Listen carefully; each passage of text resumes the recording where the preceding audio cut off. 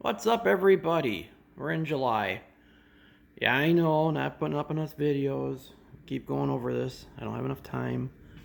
What do I got going on here? Well, I got the 54 sitting here chilling out. Driving it over the weekend.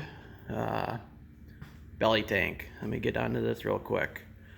So, most of you may know, most of you may not know, but July 1st was the deadline to get this done, to get submitted for the race of gentlemen. We probably had an extension. We could have probably, pushed ourselves pretty hard to get it done. But the problem came into it's summertime, and there's just a lot going on between me and my buddy, family things, and, other events we pretty much said we were going to do. So we made the decision that it's probably not going to happen this year. As much as we really wanted to get it there, there's just a lot to do on it. I mean, just the sheet metal work alone has taken me way longer than I wanted it to. But I'm not much of a sheet metal guy, so it's kind of a challenge for me. So I'm doing what I can with what I got, which really isn't much. But it's getting there. It's looking really cool. I'm really happy how it's coming. It's just a long ways away from being done. And I wasn't going to lie to the people that organized Trog, telling them, oh yeah, it's just about done, or wasn't going to tell them that, I'll be ready, because you know what? It probably wouldn't be. I don't want to rush it. I don't want to force it. I don't want to mess it up. I don't want to be that guy in the beach that has this car and it doesn't work. That's no fun.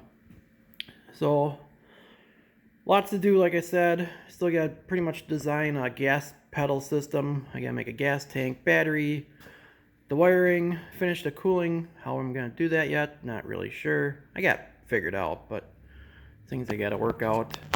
This engine's still just a mock-up one. The engine I'm running is underneath a blanket over there. Still got to go through all that.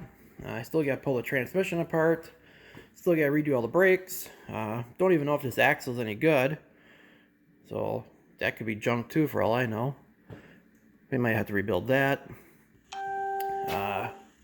Just, it's all that piddly stuff. That's what takes forever. Still got to rebuild the front end. Still got tons of stuff to sandblast and paint. So we're just out of time. It's just not going to happen. So we'll aim for next year. I'll still be working on it. I got a couple shows I want to get it to, so I'm still pushing to make it so it runs and drives. So we'll see. Otherwise, it's just going to be going as is. I know a lot of people have been liking it. A lot of people want to see it, so I'll keep plugging away at it. I'm not just sticking it back here and, forgetting about it. It's just got to move on. Tractor, sitting right here now. I get a motor put together for that. I kind of do want to get this done here relatively soon, because I did make a promise I'd have it at a certain show, which is coming up really quick. So, gotta do that.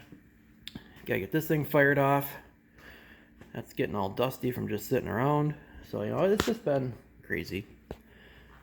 But what I got going on right now is a 454. And this here, a guy I know put this together probably 3 years ago, 4 years ago. He's not much of an engine builder, but, backyard kind of guy. Finally fired it up. I think it was like first week of January. Fired it up. Broke the cam in, got it all done. Gets done with the cam break in, and he said it wasn't sounding right. So he called me up. You need to take a listen to this. So I went over there and he fires it up, and it does not sound good. It sounds like it's got 0 oil pressure, even though the gauge said it had 60. It's like, something's not right. I go, either you got the valves way out or something's not right. So when he had time, he pulled the valve covers, and, about a month later, he calls me back up and says, hey, I need you to stop back over again. So I go over there, and he fires it up, and it's still clattering like crazy, but there's not a drop of oil coming out of the top of the motor. And in that process of just sitting there idling, it kind of makes a squeal and comes to a screeching halt. It's like, ooh, that's not good. So I told him, well, at this point, something's not right. It did turn over, and it did fire back up again. I go, don't start it no more. Let's get it out. Let's see what's going on. So he just dropped it off actually this past weekend, so I just finally had time to poke around at it. And essentially what is going on here, and I've never seen this before, but we had oil pressure. He had the sensor, tapped in right here. So his gauge was showing pressure. So oil pump was filling up the filter, filling up this cavity. This cavity goes then into the main oil galley that feeds the engine, and there is a freeze plug. I don't know if you guys can see it or not.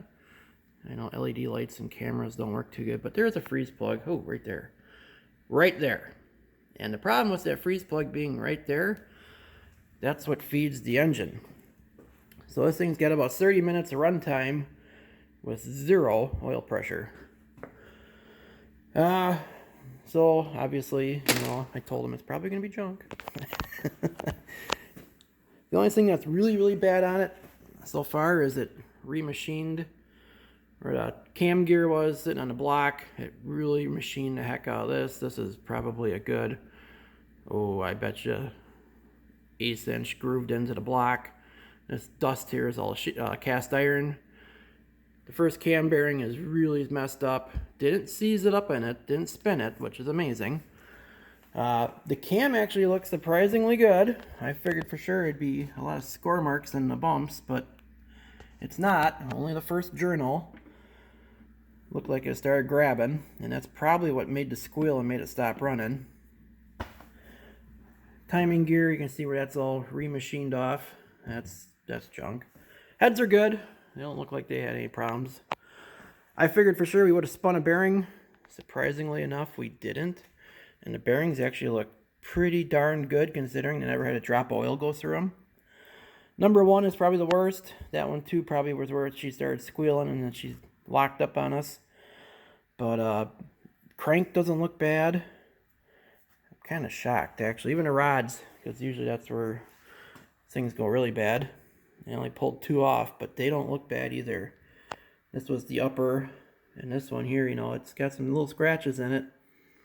But nothing, there's no, can't feel nothing on there. There's a couple little lines on some of these. I mean, it would probably need to be polished out. It is already 20 under.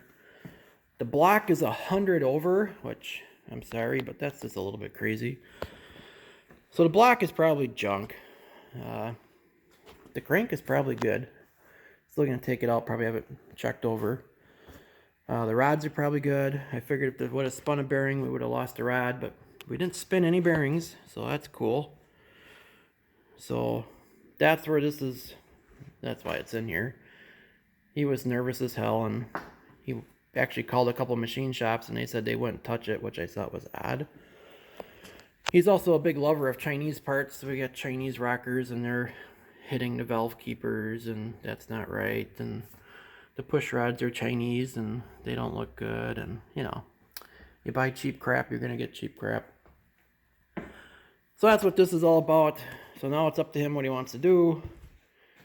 So I'm sure I'll be putting it in a box and shipping it away, but he just wanted to know what all happened, and essentially there's a damn freeze plug in the oil galley, which that's weird. And that's about all I got going on. It's actually kind of a long video. You guys are getting a long video out of Chevaholic, something I don't usually do because I hate long videos. But that's what I got going on. Lots to come this summer. I'll try to get the camera going. But until then, later guys.